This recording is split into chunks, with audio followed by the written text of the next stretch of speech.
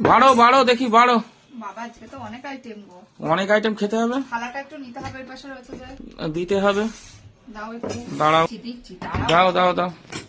তো ব্যস্ত হলে হবে। আরে খিদে লেগেছে না, কত বেলা হয়েছে, আমি না খেয়ে থাকতে পারি? অল্প ভাত দাও। সেই তুমি তো খাদ্য রসিক মানুষ। না, ওই দুপুর বেলায় তো ভাত খাই, সকাল থেকে কিছু খাই না, দুটো বিস্কুট খেয়ে থাকি।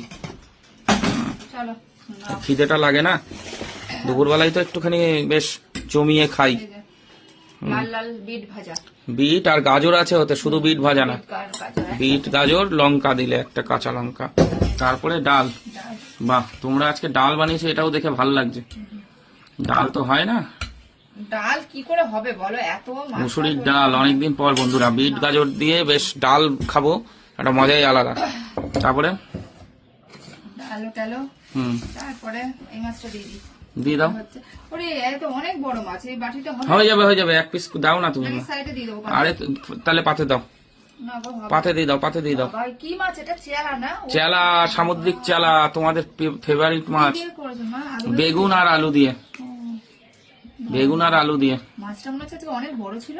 অনেক বড়, 900 গ্রাম ওয়েট। পিস দেখে আলু দিচ্ছ শুধু, বেগুন? দাঁড়াও দাঁড়াও দেবো। আলু আমারে বেশি দিও না গো, এই নাও বেগুন। বেগুন দাও। দিচ্ছি দিচ্ছি। সুগার বর্ডার লেভেলে। হ্যাঁ, একটু ঝোল দে। একেবারে শুকিয়ে ফেলেছে তরকারিটা, হ্যাঁ। আর একটুখানি ঝোল রাখলে ভালো হতো, তাই না? নাও। থাক থাক, পাতে দিয়ে দিলাম। প্রচুর কাটা হয় কিন্তু মাছটা খেতে খুব সুস্বাদু, এটা নিয়ে কোনো কথা হবে না।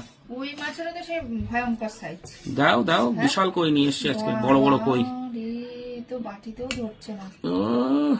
বন্ধুরা, কই দেখেছেন? জিরে বাটা না? এত বড় বড় মাছ নিয়ে এসছে। হ্যাঁ, জিরে বাটা দিয়ে কই মাছ করা হয়েছে। বাহ, একদম তেল মানে জিরে বাটা দিয়ে তেল কই যেরকম করে।